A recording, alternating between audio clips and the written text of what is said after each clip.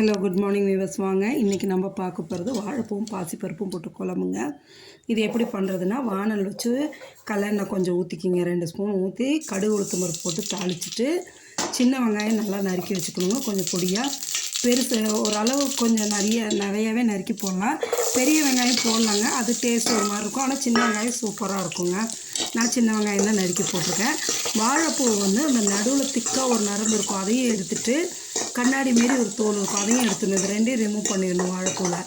அதை வந்து சுத்தமாக எல்லாம் க்ளீன் பண்ணி நான் பொடியாக நறுக்கி எடுத்து தண்ணியில் போட்டு கொஞ்சம் மோர் ஊற்றி வச்சுருக்கேன், கருக்காமல் இருக்கணும்னு சொல்லி. சாதம் வடித்தாச்சு பாருங்கள், சாதம் ரெடி ஆகிடுச்சு. அப்படியே இந்த பக்கம் வந்து பாசிப்பருப்பு தக்காளி 2 போட்டு குக்கரில் 2 விசில் வேக வச்சு எடுத்து வச்சுருக்கேங்க. இதோடு இப்போ இந்த வெங்காயம் வதங்கிடுச்சுங்க. இதில் வந்து நம்ம அந்த வாழைப்பூ தண்ணியிலேருந்து எடுத்து நல்லா பிழிஞ்சிட்டு இந்த வெங்காயத்தோடு போட்டு நல்லா வதக்கணுங்க. இந்த வாழைப்பூ அவ்வளோ சூப்பராக இருக்கும் இந்த குழம்புங்க. வாழைப்பூவும் பாசிப்பருப்பும் போட்டு வைக்கிற குழம்பு அவ்வளோ சூப்பராக இருக்கும். கொஞ்சம் கூட அந்த வாழைப்பூவோட துவர்ப்பே தெரியாதுங்க. நம்ம பொரியல் பண்ணால் கூட வீட்டில் குழந்தைங்க பெரியவங்க சாப்பிட்டுக்குவோம். குழந்தைங்க வந்து துவர்ப்பாக இருக்குன்னு சொல்லிட்டு சாப்பிட மாட்டாங்க. ஆனால் அவங்களுக்கு இப்படி செஞ்சு கொடுத்துட்டிங்கன்னா சாப்பிட்ருவாங்க. இது சாப்பாட்டுக்கும் இந்த குழம்பு நல்லாயிருக்கும். இட்லி, தோசை, சப்பாத்தி எல்லாத்துக்குமே சைட் டிஷ்ஷாக நல்லாயிருக்குங்க. பாருங்கள், இப்போ நல்லா வாழைப்பூ நல்லா வதக்கிடுங்க.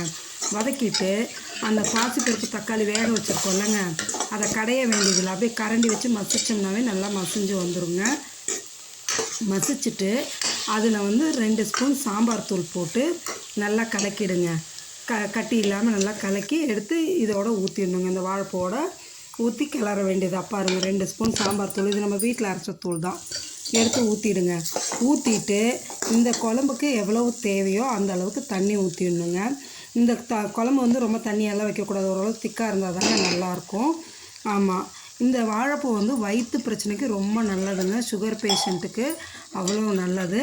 எல்லாருமே சாப்பிடலாம். லேடிஸுக்கு வந்து முக்கியமாக வந்து கர்ப்பப்பை இருக்கல இந்த வாழைப்பூ அவ்வளோ நல்லதுங்க.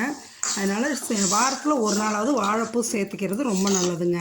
நீங்களும் செஞ்சு சாப்பிடுங்க. இவ்வளோ தாங்க இதுக்கு.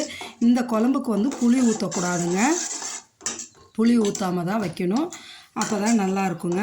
இந்த ஒரு 5 நிமிஷத்துலேருந்து 10 நிமிஷத்துக்குள்ளே இந்த குழம்பு ரெடி ஆகிடுங்க. அது கொதிக்கிற நேரம் தான், அந்த மிளகாத்தூள் வாசம்லாம் போகிற அளவுக்கு கொதிக்கிற நேரம் தாங்க, சூப்பராக இருக்கும்.